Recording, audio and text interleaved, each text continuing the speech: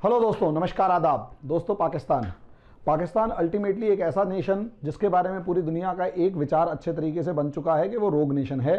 दुनिया के लिए एक सरदर्द है। रोग नेशन का मतलब ये होता है कि वो बिल्कुल बर्बाद देश है और अब उसकी पॉलिसीज इस तरीके से हो चुकी हैं। दुनिया के देशों का मानना होता है कि अब उसकी पॉलिसीज लगभग इस तरीके से हो चुकी हैं कि अब उसको कोई नहीं बचा सकता, या वो तैरने या बचने के मूड में है भी नहीं। और यही ये सिचुएशन आ जाती है।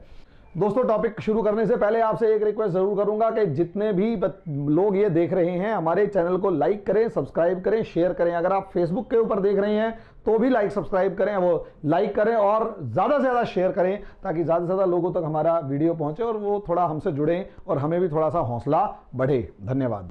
कि असलियत में मामला क्या है? मामला है FATF, financial action task force. असलियत में इसका काम क्या है? इसका काम सिर्फ एक, पूरी दुनिया के अंदर जितनी भी फाइनेंशियल ट्रांजैक्शंस होती हैं, जितनी भी फाइनेंशियल ट्रांजैक्शंस कोई भी कंट्री करता है, कोई भी देश जितना भी पैसा इधर से उधर करता है, और उस फाइनेंशियल का ट्रांजैक्शन जो है वो टेररिज्म और ड्रग्स की फॉर्म में कितना ज्यादा इस्तेमाल हो रहा है, इसके ऊपर नोटिस किया जाता है।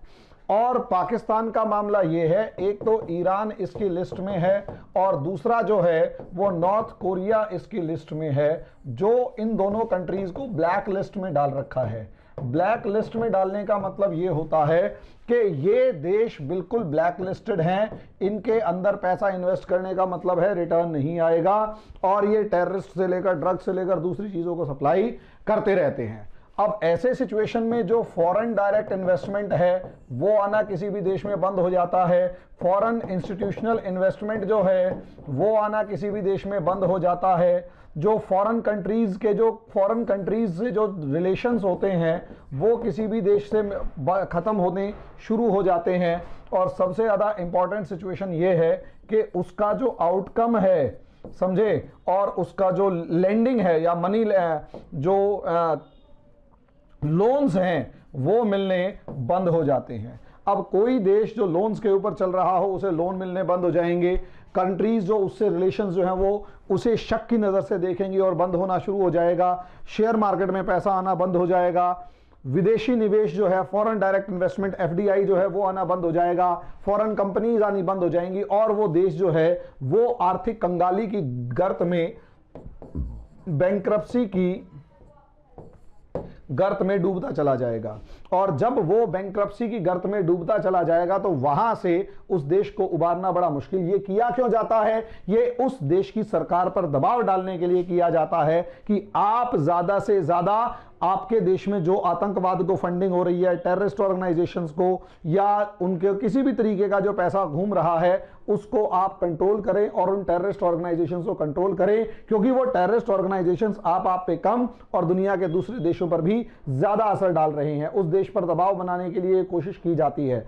अब जब ये कोशिश की जाती है दोस्तों, तो असलियत में एक मामला यहां पर आ जाता है पाकिस्तान का। दुनिया का इकलौता ऐसा बेशर्म मुल्क जिसे कहीं कोई फर्क नहीं पड़ता और दुनिया के सभी देशों को बेवकूफ समझकर अपने आप को इतना इंटेलिजेंट समझ रहा है कि कुछ कहने की हद नहीं। लेकिन अब इसका पाला इस FATF से पड़ चुका है। दोस्तों, मजे की बात यह है, जब से आपके प्रधानमंत्री 2014 में बने हैं, मोदी आए हैं, प्रधानमंत्री बने हैं, शुरू से अगर आप मैं इनको शुरू से फॉलो करता हुआ आ रहा हूं, शुरू से इनका एक जोर इंटरनेशनल प्लेटफॉर्म्स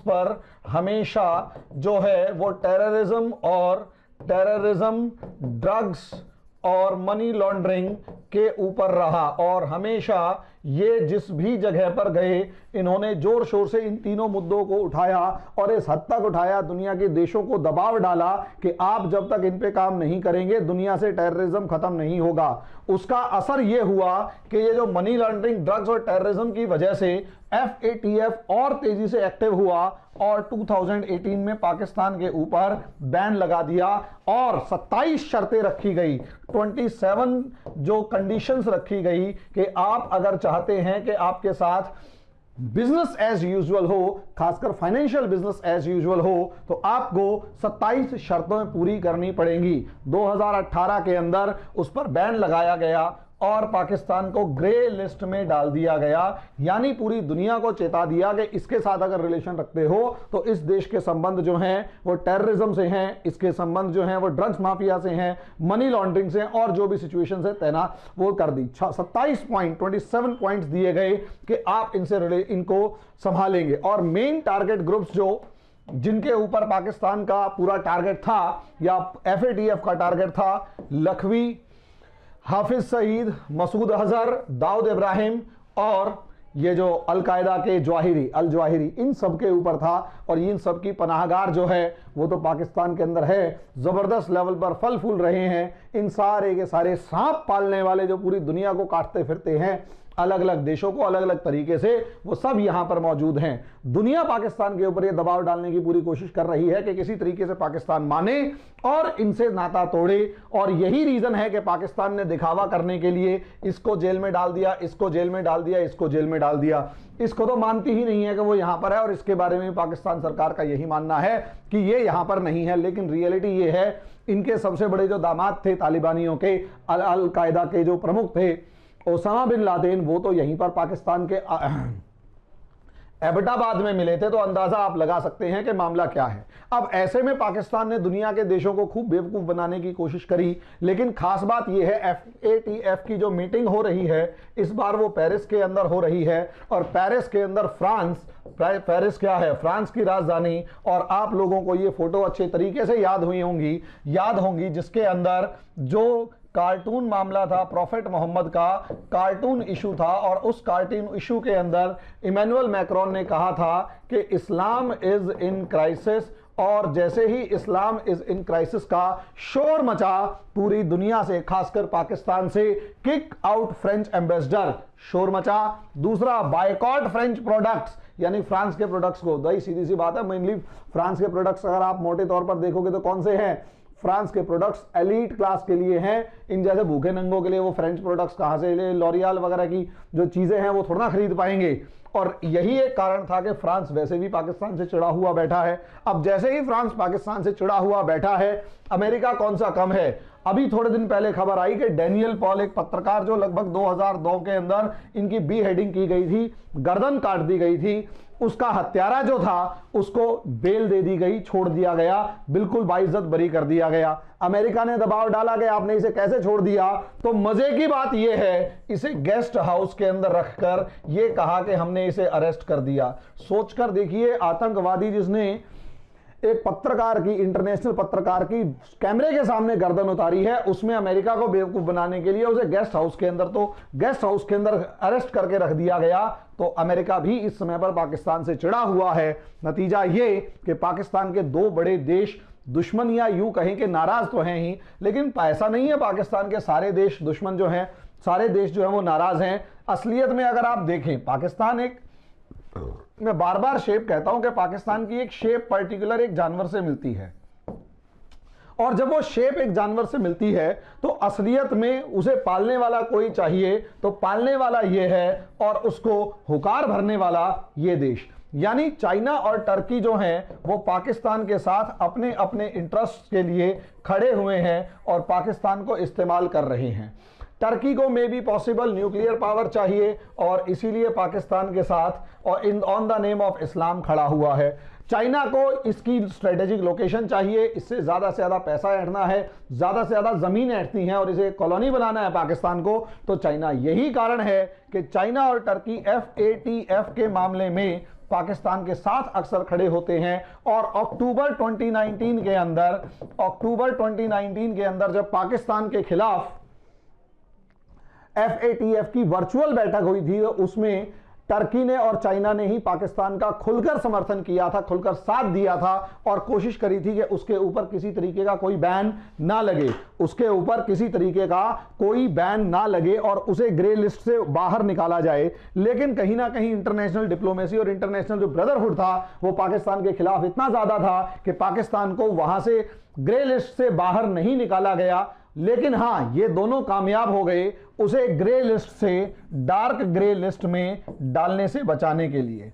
अब ग्रे से डार्क ग्रे, यानी नीचे भी नहीं जाने दिया और लेकिन ऊपर भी नहीं ला पाए, यानी दोनों तरफ स्टेलमेट की पोजीशन आ गई थी। अब ऐसे में सवाल यह उठता है कि पाकिस्तान के ऊपर अगर ये ग्रेड लिस्ट बनी रहती है तो असलियत में पाकिस्तान पर फर्क क्या पड़ेगा? भाई साहब देखो, सीधी सी बात है, भिखारी मुल्क है। भिखारी मुल्क की सबसे बड़ी समस्या क्या है कि वो लोन के ऊपर चलता है। भिखारी मुल्क की सबसे बड़ी समस्या ये कि वो लोन के ऊपर चलता है और लोन उसको आईएमएफ से लेकर, वर्ल्ड बैंक से लेकर, यूरोपियन यूनियन से लेकर जो दूसरी ग्रांट्स मिल रही होती हैं वो सब मिलना अब बंद हो जाएंगी। और यही कारण है वो जैसे ही मिलना बंद हो जाएगी फिर वो अपने एक अल्टीमेट फ्रेंड के पास पहुंचेगा, वो है चाइना, और चाइना उसे खुशी खुशी लोन देगा। और जितना ज्यादा पाकिस्तान के ऊपर लोन बढ़ेगा उतनी ही जगह वो अपनी कोलेट्रल रखेगा, यानी उतना ही पाकिस्तान गिरवी होना शुरू हो जाएगा चाइना के, और उतना ही चाइना के चंगुल में फंसता चला जाएगा। ये सिंपल सिचुएशन है।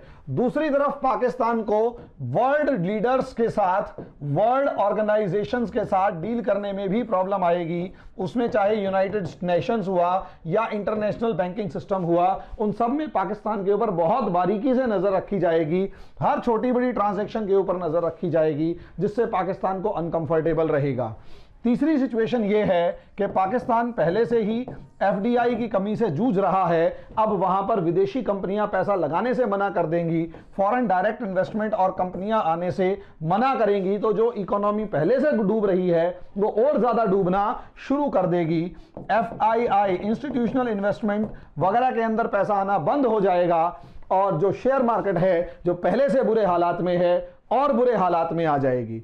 ऐसी सिचुएशन में पाकिस्तान को सिर्फ और सिर्फ, और यहां पर पाकिस्तान जो है हो सकता है कि और ज्यादा टेरर ऑर्गेनाइजेशंस के चंगुल में जाए और ज्यादा चाइना के चंगुल में जाए। पाकिस्तान बिकाऊ है, पाकिस्तान बिकाऊ है, पाकिस्तान बिकाऊ है के नारे आप लोगों को एक समय के बाद सुनने को मिलेंगे, और वो इसलिए क्योंकि पाकिस्तान ने अपने अनुसार, पाकिस्तान किसी भी तरीके से ये जो आतंकवादी गुट है इनके ऊपर किसी भी तरीके की कार्रवाई नहीं कर पा रहा। वो क्यों नहीं कर पा रहा, उसके पीछे भी लॉजिक समझिए कि पाकिस्तान की सबसे बड़ी समस्या क्या है।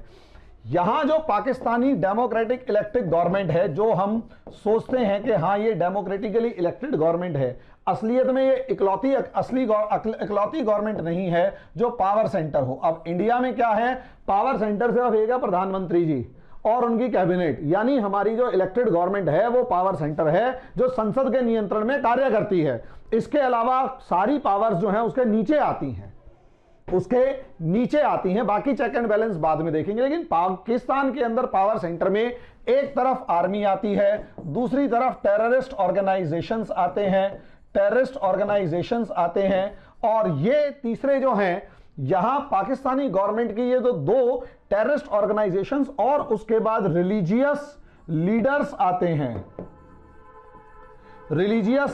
आते हैं। तो असलियत में अगर आप मोटे तौर पर देखेंगे तो आर्मी, टेररिस्ट ऑर्गेनाइजेशंस और रिलीजियस लीडर्स, जब ये तीनों के तीनों अगर आप देखेंगे तो असलियत में ये तीनों के तीनों डिसाइड करते हैं, तो पाकिस्तान के अंदर इमरान खान की जबान खुलती है। अब ऐसे में प्रॉब्लम यही तो है कि इंटरनेशनल प्लेटफॉर्म पर डील करने के लिए इमरान खान को भेज दिया जाता है, लेकिन उसके डिसीजंस जब लेने की बारी आती है तो आर्मी अपने कंसर्न्स देखती है, टेररिस्ट ऑर्गेनाइजेशंस अपने कंसर्न देखते हैं, और जो रिलीजियस ऑर्गेनाइजेशंस हैं वो अपने कंसर्न्स देखते हैं। और उसके साथ साथ अगर आप लोग यहां देखते हो तो यहां कश्मीर से लेकर इस्लामिक ऑर्गेनाइजेशन से लेकर या इस्लामिक इश्यूज से लेकर हर मामले में पाकिस्तान को इन दो मामलों को सामने रखकर सोचना पड़ता है। अब सोचकर देखिए, पाकिस्तान अगर सही करना भी चाहे तो वो कश्मीर को डिनाई नहीं कर सकता। अब अगर कश्मीर को डिनाई नहीं कर सकता तो टेररिस्ट ऑर्गेनाइजेशंस की सुननी पड़ेगी, क्योंकि पाकिस्तानी आर्मी इतनी कमजोर है कि जब वो इंडियन आर्मी के सामने आनी शुरू हो जाती है तो ऐसे लगता है कि पाकिस्तानी आर्मी भाग खड़ी हुई। 4 सीधी सीधी लड़ाइयां हार चुके हैं। अब ऐसी सिचुएशन में वो प्रॉक्सी वॉर शुरू करते हैं, और जैसे ही वो प्रॉक्सी वॉर शुरू करेंगे तो अपने आर्म्ड पर्सन को भेजने की हिम्मत उनकी है नहीं, तो इसलिए टेररिस्ट ऑर्गेनाइजेशंस की हेल्प ली जाती है। टेररिस्ट ऑर्गेनाइजेशंस जो रिक्रूटमेंट करते हैं, रिक्रूटमेंट करते हैं वो रिलीजियस लीडर्स की हेल्प से करते हैं, on the name of saviour of Islam के नाम पर, या सेवियर ऑफ इस्लाम के नाम पर इसको रिक्रूट करते हैं। अब सोचने वाली बात है, ये सेवियर ऑफ इस्लाम के नाम पर रिक्रूटमेंट करेंगे तो पाकिस्तानी जनता को धर्म के नाम पर अगर भड़काया गया तो धर्म के नाम पर धार्मिक नेताओं के कंट्रोल में है। इमरान खान या पाकिस्तानी सरकार की तो वैसे भी कोई औकात नहीं है, और यही रीजन है जब मर्जी जिस मर्जी प्रधानमंत्री या किसी भी सरकार के खिलाफ आवाज उठाकर रिलीजियस लीडर्स आम जनता को भड़काकर सरकार को कमजोर करके उसकी गर्दन ऐंठकर अपना काम निकलवा लेते हैं। और इस चारों के चारों इस चंगुल के बीच में पाकिस्तानी सरकार फंसी रहती है। और यही कारण है कि FATF के बार बार अलार्म बजाने के बाद भी 27 में से सिर्फ 6 शर्तें पूरी की गई, बाकी किसी शर्त को पूरा करने की कोशिश नहीं की गई। इससे भी FATF जो है वो चिढ़ा हुआ है कि आप बात नहीं मान रहे हैं, समस्या को नहीं समझ रहे हैं और कंट्रोल नहीं कर पा रहे हैं। और यही एक सिचुएशन है, और उसके साथ सबसे बड़ी प्रॉब्लम क्या, जब ये सेवियर ऑफ इस्लाम प्रोजेक्ट करते हैं तो दुनिया में कहीं भी आतंकवादी हमला होता है वहां से Pakistani angle of Pakistani connection of any terrorist attack निकलता ही निकलता है। पेरिस की सड़कों पर सैमुअल पैटी को मारा जाता है पाकिस्तानी के द्वारा, चाकूबाजी की जाती है पाकिस्तानी के द्वारा, जहां मिलेंगे सारे पाकिस्तानी आतंकवादी मिलेंगे। यह नेक्सस होता है और इसी नेक्सस के चलते पूरा पाकिस्तान जो है वो, और उसके बाद मजे की बात, सैमुअल पैटी नाम के टीचर की गर्दन उठाने वाले लड़के का, जो 18, 19, 20 साल का लड़का था, उसका बाप कहता मुझे गर्व है कि उसने उस टीचर को मारा, मैं संतुष्ट हूं। सोचने वाली बात यह है, इसकी वजह से पूरा का पूरा फ्रांस भड़का हुआ है कि बेटा अब तुम FATF से निकल के दिखाओ, तुम अब गर्व करते हो तो ढंग से ही गर्व करो। अब शॉर्ट में यह पाकिस्तान कंगाली। और असलियत में अब इस इकोनॉमिक क्राइसिस की वजह से क्या होगा, ध्यान रखिए, इकोनॉमिक क्राइसिस जब होता है, आर्थिक संकट जो आता है, वो ultimately leads to political crisis, political situations को बढ़ा देता है, राजनीतिक संकट को बढ़ा देता है। राजनीतिक संकट या तो वो सिविल वॉर यानी जो गृह युद्ध है उसको भड़काएगा, या फिर सोशल क्राइसिस की फॉर्म में आगे बढ़ेगा। और ये जो सोशल क्राइसिस में है, इसमें लोग एक दूसरे की गर्दनें काटना शुरू कर देते हैं और ये साइकिल कॉन्टिन्यूअस चलती चली जाती है।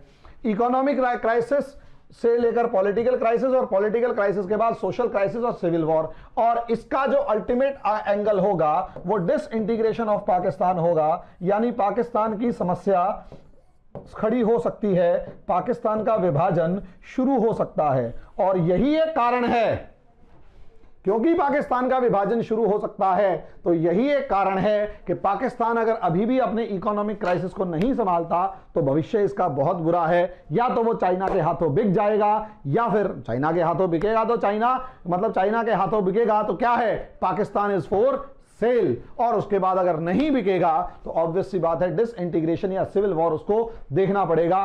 सिविल वॉर हुआ तो भी, सोशल क्राइसिस हुआ तो भी पाकिस्तान के टुकड़े होने ही होने हैं अल्टीमेट लेवल पर।